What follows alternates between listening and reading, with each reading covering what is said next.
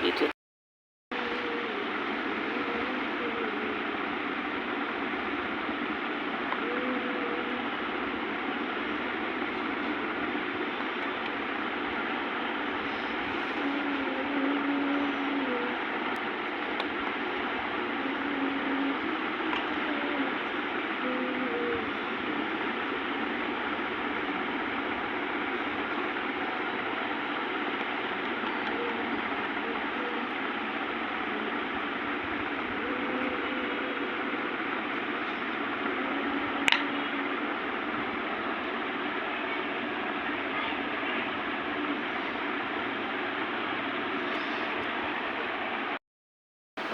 এই যে পিঠা বানানো হচ্ছে,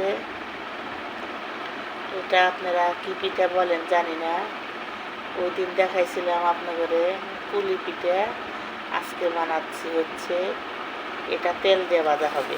এই দেখেন কত পিঠা বানানো হয়েছে, দেখেন পিঠাগুলোর সাইজ কেমন, পিঠা সুন্দর হয়েছে না? অনেক পিঠা বানানো হয়েছে।